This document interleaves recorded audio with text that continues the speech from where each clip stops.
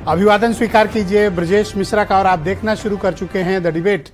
बहनों भाइयों, उपचुनाव अब बस नज़दीक है और ये उपचुनाव 1-2 सीटों के लिए नहीं बल्कि 10-10 विधानसभा की सीटों के लिए है। तो जाहिर सी बात है कि ये बहुत ही प्रतिष्ठापरक होगा, इसलिए भी क्योंकि अभी हाल ही में हुए लोकसभा चुनाव में भारतीय जनता पार्टी को 30 सीटें उत्तर प्रदेश में गंवानी पड़ी और विपक्ष उत्तर प्रदेश में बीजेपी से आगे निकलने में कामयाब रहा है।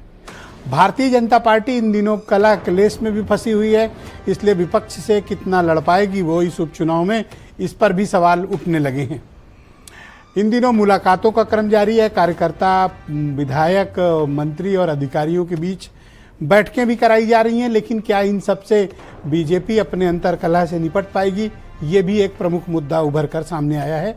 आज चर्चा इन्हीं विषयों की करने वाली। बहन भाइयों, अब 10 सीटों पर उत्तर प्रदेश में उपचुनाव होने जा रहे हैं और ये उपचुनाव कोई सामान्य नहीं बल्कि बहुत ही चुनौतीपूर्ण और बहुत ही प्रतिष्ठापरक इस बार के चुनाव होंगे। ये चुनाव किसी एक क्षेत्र में नहीं है बल्कि पश्चिम से लेकर पूरब तक सभी विस्तृत फैले हुए इलाकों में ये उपचुनाव विधानसभा के होंगे और वो भी 1-2 सीट नहीं बल्कि 10 सीटों पर। इससे ये मिजाज पता चलेगा कि पार्लियामेंट के समय का जो जनमत था वो जनमत अभी है या उसमें कोई तब्दीली आई है।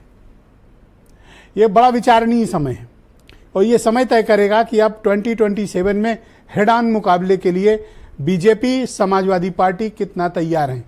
अलायंस पार्टनर भी दोनों तरफ के तैयार हैं। क्या इस बार का माहौल है। लेकिन बहनों भाइयों, एक माहौल में तब्दीली आप जरूर पा रहे होंगे कि इन दिनों ओबीसी सेंट्रिक पॉलिटिक्स का दौर शुरू हो रहा है और वो भी प्रमुख केंद्र बिंदु के रूप में, यानी शेड्यूल्ड कास्ट, शेड्यूल्ड और ओबीसी की जो पॉलिटिक्स रही है 90s से, जिसका आप 89 से बल्कि समझ लें, नारायण दत्त तिवारी के बाद से वो एरा अब लौट रहा है। और ये एरा कब तक चला था? 2012 तक चला था। उसके बाद बल्कि 2017 तक कह लीजिए चला था अगर ऑफिशियली देखें तो। अब क्या ऐसा प्रतीत होता है कि वो एरा लौटने वाला है। इस राजनीति के फिर से ताकतवर होने का कारण क्या है? जब जाति पात के बंधन टूट गए थे और 2014, 17, 19, 22 तक जबरदस्त मैंडेट बीजेपी को मिल रहा था, तब ये ओबीसी और एससी सेंट्रिक पॉलिटिक्स का अचानक से प्रादुर्भाव क्यों हुआ? एक बहुत ही विचारणीय है और मुझे लगता है कि इस पर गहन राजनीतिक शोध की आवश्यकता है और ये सबके लिए बेनिफिशियरी होगा, सोसाइटी के लिए भी, पॉलिटिकल पार्टीज के लिए भी। इस पर विचार किया जाए कि इस राजनीति में अचानक ये सेंटर स्टेज पर क्यों आया या मेन स्ट्रीम पॉलिटिक्स का हिस्सा ये क्यों बना। बहन भाई, उत्तर प्रदेश का चुनाव एक प्रतीक और मानक की तरह का चुनाव है। 2024 में 22 जनवरी को जब राम मंदिर का उद्घाटन हुआ था, उस वक्त इस देश का माहौल बिल्कुल अलग था, बिल्कुल अलग था।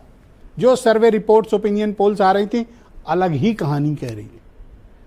लेकिन जैसे जैसे वोटिंग होना शुरू हुई अप्रैल के तीसरे हफ्ते से, वो 1 जून आते आते एकदम माहौल बदल गया। विदिन 3 मंथ समझ लीजिए, 3 महीने के भीतर माहौल बदल गया उत्तर प्रदेश में। देश में भी माहौल काफी हद तक बदला, पर सर्वाधिक प्रभावित उत्तर प्रदेश रहा। अब कुछ लोग ये कह सकते हैं कि यहाँ आरक्षण चला, संविधान चला। बहन भाइयों, कोई भी चीज या कोई भी विषय यूं ही इतना तेजी से स्पार्क नहीं होता। मैंने अपने पत्रकारिता के करियर में 2.5 महीने के भीतर चुनाव में जबरदस्त इतने बड़े बदलाव को शायद मैंने कभी नहीं देखा। हो सकता है कि आप में से बहुत लोगों ने देखा हो, लेकिन अचानक से इतना माहौल परिवर्तन मैंने तो नहीं देखा। ये बड़ा ही अपने आप में अचरज का विषय है और बड़ा ही अलौकिक भी है। कई बार तो बड़ा अचरज भी होता है माहौल की में बदलाव। क्या ये बदलाव लंबे समय तक कंटिन्यू करेगा? मेरा जो अनुभव ये बताता है और मेरी जो जानकारी वो हमेशा ये देखी है, एक बार अगर कम्युनिटी वाइज वोटिंग पैटर्न किसी की तरफ शिफ्ट हुआ तो मिनिमम 8 से 10 साल तो साथ रहता ही रहता है, उससे पहले मूव नहीं होता। अब कोई परिणाम अचानक बदल जाए तो नहीं कह सकते, लेकिन जब भी society as a voter move कर गई किधर, तो लौटने में फिर टाइम लगता है। जैसे कि बड़े जहाज़ों को घूमने में समय लगता है, टर्न लेने में समय लगता है, वैसी सोसाइटीज़ भी होती हैं। पॉलिटिकली उनको टर्न होने में समय लगता है। अब ये सब तो चल ही रहा था, लेकिन बीजेपी एक इंटरनल क्राइसिस से भी जूझ रही है। आपसी अंतरकलह, अंतर्विरोध, सरकार के बीच सत्ता का संघर्ष, वो भी खुलेआम। जो पार्टी कहती थी कि अनुशासन ही उसका सर्वोच्च है, वो पार्टी खामोश बैठी है और लखनऊ में एक दूसरे के खिलाफ जो स्टेटमेंट हैं वो दिए जा रहे हैं। बदलापुर वाले ने फिर आज अपना बयान बदल लिया, विधायक वहां के रमेश मिश्रा ने। अब उनको फिर डाउट होने लगा कि 27 में नहीं आएंगे।